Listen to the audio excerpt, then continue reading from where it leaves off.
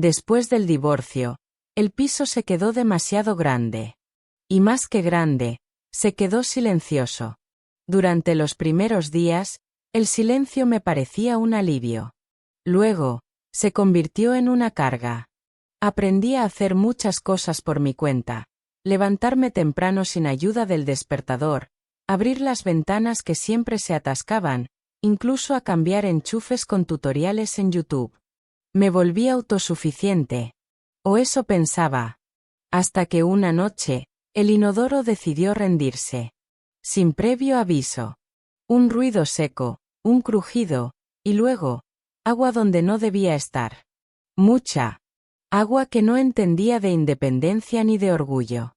Miré el teléfono durante 10 minutos. Tenía amigos.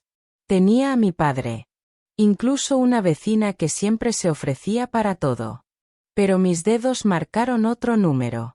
Uno que no usaba desde hacía meses. El número de él. Mi ex-suegro. Nunca fuimos especialmente cercanos. Ni fríos, ni cálidos. Nos entendíamos lo justo, en los cumpleaños, en alguna comida. Tenía algo seco, como sus manos, grandes, duras, pero precisas. Era fontanero de toda la vida. De esos que no necesitan planos. Y lo peor, es que sabía que si le llamaba, vendría. Cuando descolgó, me costó hablar. Se ha roto algo. No sé a quién más llamar. Dije, con la voz más pequeña que me quedaba. Hubo una pausa. Muy breve. Mándame la dirección. Estoy cerca. No preguntó que se había roto. No preguntó por qué yo, ni por qué ahora. Solo dijo, estoy cerca. Colgué. Miré el espejo del pasillo. No lloré. Pero por dentro, algo tembló. 20 minutos después, ya estaba llamando al timbre. Le abrí en zapatillas, con el pelo atado y las manos mojadas. Él llevaba una chaqueta vieja de trabajo, una mochila al hombro y una maleta rígida enorme. Tenía ruedas, pero aún así la levantó como si no pesara nada. ¿Dónde está el paciente?, preguntó, sin rastro de ironía. Se refería, claro, al inodoro. Pero algo en su tono me hizo sentir que no me hablaba solo de eso. Le guié al baño. Mientras él abría la maleta, yo no podía apartar la vista. Era enorme, ocupaba media cocina cuando la dejó allí para tener espacio. Dentro había herramientas que no sabía ni nombrar. Algunas tenían más años que yo, seguro. Este tiene 64 centímetros.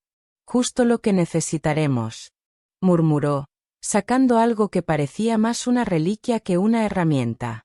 Me hice a un lado, sin saber si estorbar, mirar o desaparecer. Él se arrodilló. Respiró hondo. Y empezó a trabajar. La luz del rellano parpadeaba cuando abrí la puerta. Él estaba ahí, de pie, con la misma expresión que siempre, ni amable, ni distante. Solo, firme. Sostenía el maletón con una mano. Negro, metálico, abollado por los años. Era enorme, como ya dije, luego supe que medía casi 64 centímetros. Lo colocó con cuidado en el suelo del pasillo. Ocupaba media cocina y toda mi atención. Yo respiré hondo, con una disculpa lista, pero que sonaba ridícula incluso antes de salir. Perdona por hacerte venir a estas horas. Él solo asintió. Y entonces dijo: no es el primer inodoro que me toca arreglar en esta familia. Me quedé congelada. No sabía si se trataba de un comentario sarcástico, una broma o simplemente un dato técnico. Me salió una sonrisa nerviosa, pero no dije nada. Por dentro, una parte de mí quería reír. Otra, esconderse bajo tierra. Caminó hacia el baño sin esperar indicaciones. Ya conocía esta casa. Ya conocía, demasiado, quien había vivido aquí antes. Y aún así, no preguntó ni por mi ex, ni por el porqué del divorcio, ni por cómo estaba yo. Se agachó con torpeza, no por la edad, sino por el espacio. Las rodillas le crujieron. Abrió el maletón. Y ahí estaba. Ese universo mecánico de llaves, tubos, piezas oxidadas y objetos que parecían salidos de otro siglo. Yo me quedé de pie, indecisa. ¿Necesitas algo? Sí. Que no pises el agua. Respondió con calma, señalando el charco que se había formado. Me aparté. Me senté en el marco de la puerta. Silencio. Solo el sonido de las herramientas, del agua, de él respirando. Y en medio de todo eso, la incomodidad. La incomodidad no venía del baño. Ni de la hora. Ni siquiera del comentario sobre la familia. Era más profunda. Venía de sentir que alguien que no tenía ya ninguna obligación conmigo, estaba aquí. Arreglando mi desastre. Sin pedir explicaciones. Sin hacerme sentir tonta. Y eso, pesaba más que cualquier juicio. Cada tanto, me lanzaba una mirada rápida. No inquisitiva, no amable. Solo una que decía, estoy haciendo lo que sé hacer. Y por alguna razón, eso me tranquilizaba. Pasaron 2 horas. Yo seguía ahí, apoyada en la pared. Él seguía trabajando. Y nadie hablaba de lo que no se decía. Al final, después de apretar la última válvula, se levantó. Se estiró la espalda con un suspiro profundo. Ya está. No volverá a fugarse, por un tiempo. Miré el suelo. Seco. Perfecto. Como si nunca hubiera pasado nada. Solo que si había pasado. No tanto con las tuberías, sino conmigo. El reloj del móvil marcaba las 2:47 de la madrugada. El mundo dormía. Menos nosotros. Y el inodoro. Él seguía ahí, en el suelo frío del baño, con las rodillas clavadas en una vieja alfombra de goma que ni recordaba tener. Trabajaba en silencio, con una concentración que parecía de otro tiempo. Cada movimiento era medido, preciso. Sin prisas. Sin dudas. Yo me senté en el borde de la bañera, con las piernas cruzadas, los codos sobre las rodillas. Apenas hablábamos. Pero cada tanto, él soltaba una frase, como si pensara en voz alta. Esta llave la encontré en un mercadillo de León, hace más de 20 años. Esta junta, la fabriqué yo mismo con un trozo de manguera de coche. Hay herramientas que ya no se venden. Uno aprende a construirlas solo. Y mientras hablaba de tornillos, roscas y presión hidráulica, yo lo miraba. No como a un fontanero. Ni como al padre de mi exmarido. Sino como a un hombre que se quedó, cuando no tenía por qué hacerlo. No era su casa. No era su familia ya. No era su problema. Y sin embargo, estaba ahí, con las manos manchadas de óxido, la frente perlada de sudor, el pantalón mojado hasta la rodilla. Solo porque alguien le pidió ayuda. Yo no sabía cómo agradecerle sin romper ese silencio. Porque cualquier palabra parecía pequeña. Y cualquier gesto, innecesario. Me limité a estar. A escuchar. Y por primera vez en mucho tiempo, no me sentí sola. Ni débil. Ni culpable. Me sentí humana. Y vista.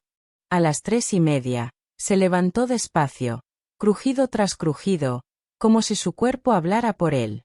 Guardó cada herramienta en su sitio, con el mismo respeto con el que un músico guarda su instrumento. Ya está. Ha quedado mejor de lo que esperaba. Gracias, de verdad. Dije. Él me miró. No como un técnico satisfecho, sino como alguien que entendía que esa noche iba más allá de un arreglo doméstico. A veces lo que se rompe, no es tan grave como parece. Murmuró. Y con eso, recogió el maletón, se colocó la chaqueta y salió del baño. Yo me quedé ahí unos segundos. Sentada en el borde de la bañera, con las manos entrelazadas. La cafetera hacía un ruido suave, casi como si susurrara. Era temprano.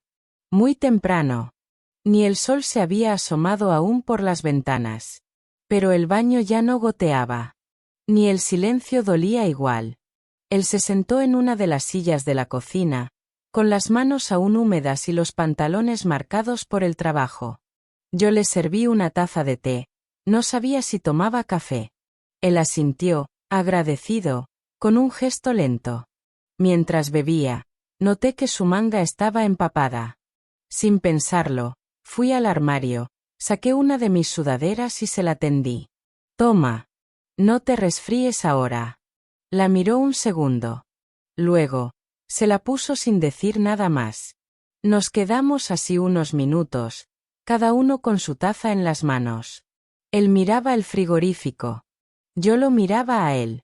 En la puerta del refrigerador, colgaban aún fotos viejas, gastadas por el tiempo. Una de ellas era de un cumpleaños. Yo, mi exmarido, él, todos sonriendo. Yo tenía el pelo más largo. Y la mirada más perdida. Él se quedó observándola un buen rato. Tanto, que yo ya no sabía si cambiar de tema, quitar la foto o simplemente quedarme callada. Entonces, con la voz más baja que le había oído en toda la noche, murmuró. Te has vuelto más fuerte de lo que eras. No supe qué decir.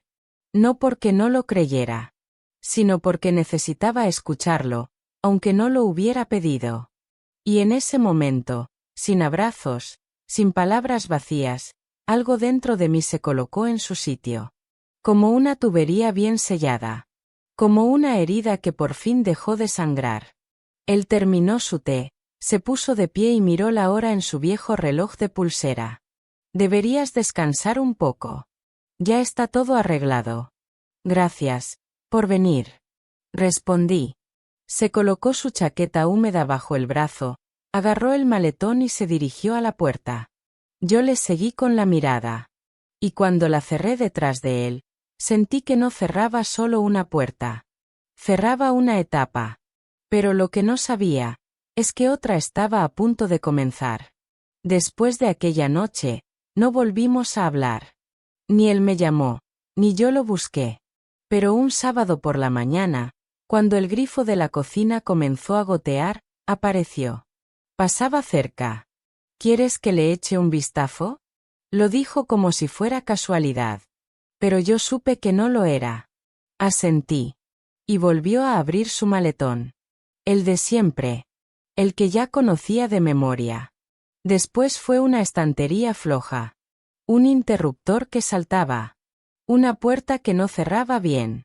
Pequeñas cosas. Excusas, quizá. Pero necesarias. Y él siempre venía.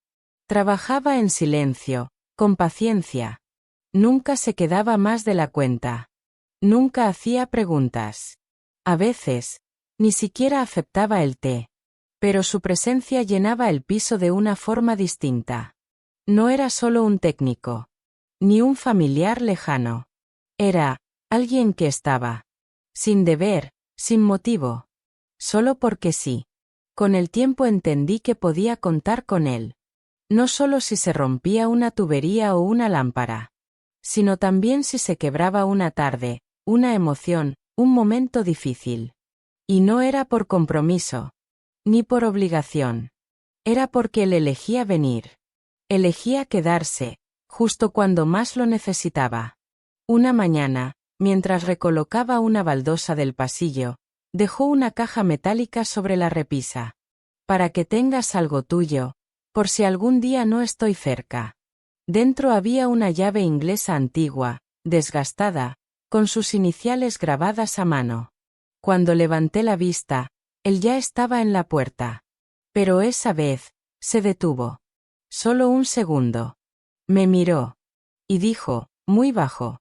Hay cosas que no se arreglan del todo. Pero se puede aprender a vivir con ellas. Y se fue. Yo cerré la caja, abrí la ventana. Y por primera vez en muchos meses, dejé que el aire me tocara la cara sin sentir frío. No sé en qué momento él dejó de ser simplemente el padre de mi ex. Pero sí sé que, si algo vuelve a romperse. No tengo miedo. Nos alegra tenerte en el canal Pecado y Susurros. Suscríbete, dale like y descubre muchas más historias románticas.